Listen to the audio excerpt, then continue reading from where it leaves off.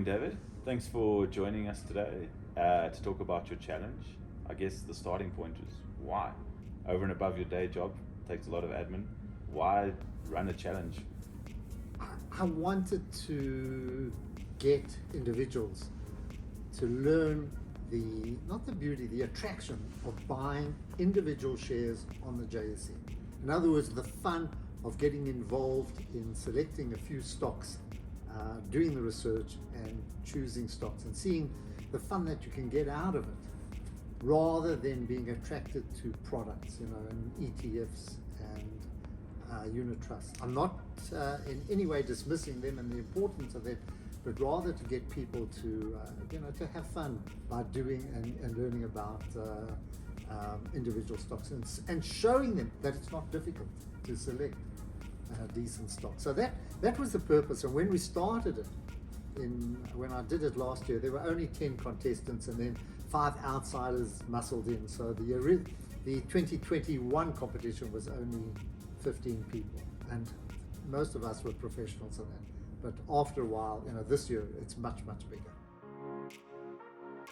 So what has driven that growth? You saw, as you said, you started with 15 and now I see it's above 75, and a diverse range of types of people in terms of what they do for a living. What do you think's the allure? What drives them to want to take part in a challenge like this? They wanted to take on professionals. So outsiders wanted to say, I forced the professionals to come in. I would choose them. I say, you're coming into the competition, and then a lot of other professionals added. I'm talking professional people who make a living out of it. Either they're financial planners or they are asset managers, and everyone wanted to say, well, listen, these are my stocks. I've got a hardware store in Cape Town, or I'm an article clerk somewhere, and so on.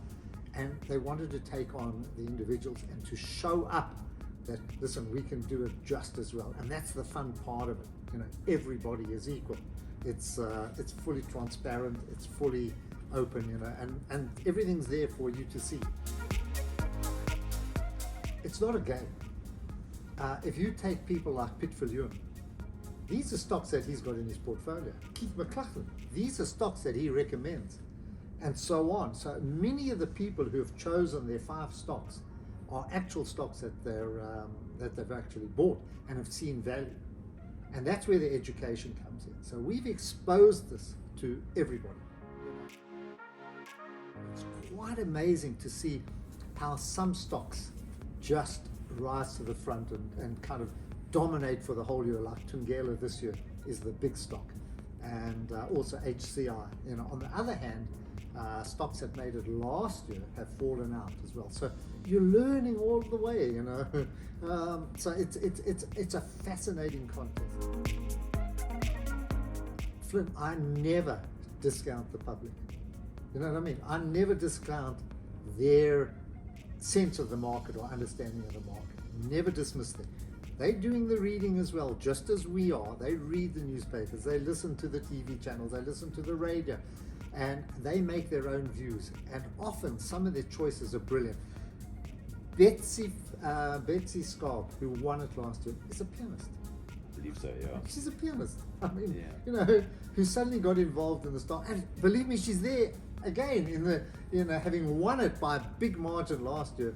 She's number 2 or 3 this year as well. Also, just whatever it is that she has got, there's something special. But either it's the people she talks to or what she reads, etc., that she's come up with another 5 winning stocks.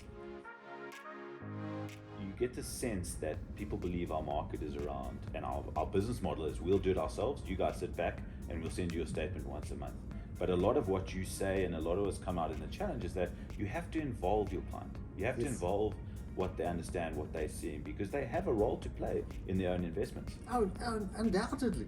And I think you've just tapped on one of the most important messages, is to try and encourage people out there to take it upon themselves and to, it might only be part of their investment strategy, but at least to have some fun learning about stocks. The other important message that I want to get through as well is that when you learn about individual companies, you learn more about the economy and the market than you do from listening to or reading economic reports. You know, the stats that come out from government and from various other economists are very difficult to interpret. But when you read a company report, it tells you enormous amount about what's happening at ground level. And I learn more from company reports, from watching companies, than I do from some of these big, massive macro reports. Well, thanks. It's been great chatting today. Good luck with the rest of your challenge. I know the events at the end of the year to announce the winners is going to be fascinating to see, particularly as we get closer. Yeah. Quite a bit of volatility in the market, so we should see the leaderboard jiggle around a bit. Yeah. But keep going. I hope you. to see it grow more and more each year, as I definitely think it has a place in our market. It's doing a phenomenal thing, as you say. And good luck. Well, thank you. And thanks for opening this up to everybody.